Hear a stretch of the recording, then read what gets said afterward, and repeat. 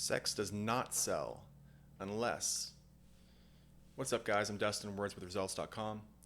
Other day, I saw someone in an advertising group on LinkedIn ask if sex appeal would be effective at selling some kind of food. Maybe it was lasagna, it doesn't really matter. And it brings up a great question and an extremely common misconception, even among nationally recognized brands who, let's face it, often have more dollars and cents. Because sex does not sell catch all, and I'll explain why in a moment. Now, don't get me wrong. I mean, sex grabs attention, right? It's related to our fundamental needs as a species to survive. So it grabs attention, but we're talking about sales here. And if you look at the advertising ages list of the top 100 ad campaigns in the 20th century, you can see only 8 used sex appeals. So what's the disconnect? Well, sex only sells when people buy those things for sexually related purposes.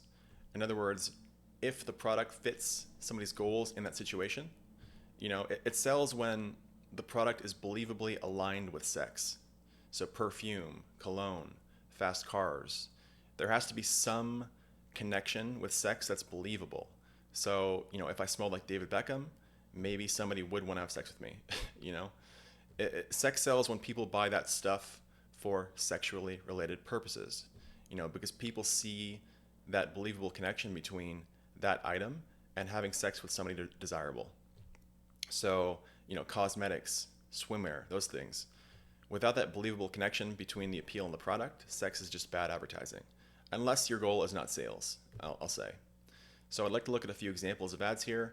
And I'm not going to say, these are good ads or bad ads because we can't say that without seeing the sales figures. And let me correct myself. I am going to say if they're good or bad, but I won't say if they're effective. And by that I mean we can see, is this immediately a disaster because it's just fundamentally terrible, or is it an ad that could be good? So we have those two categories. Let's take a look now. So you can see the first one on the left here. I guess I left it open. Hopefully that wasn't too distracting. So BK has an ad which you can see what's going on here. It'll blow your mind away. So we're kind of implying that there's some connection between sex and BK, which is just preposterous, right? Like no one in the history is getting sex from going to Burger King, right? No one buys it. It's just a bad ad. It's attention at the cost of an effective appeal, right? So, and they even have an offer on the page here, so we know it's not like a brand ad. It's just a terrible ad. Terrible, terrible, terrible. There's no believable connection. It sucks. Let's look at the next one. So Dolce & Gabbana. We've got a dreamy hunk here and a girl or a woman and like some moisturizer or whatever. I would say this is a pretty good ad, pretty solid, right? Because we have this kind of aspirational scene, very tropical and cool. Someone could immerse themselves in this and kind of place themselves in the position of the woman and kind of imagine, hey, you know what? If I had this moisturizer, maybe I'd look more like her. Maybe I'd have this hunk. I would say that this could be a good ad, a very solid use of sex appeal. Next one, okay, so Coca-Cola.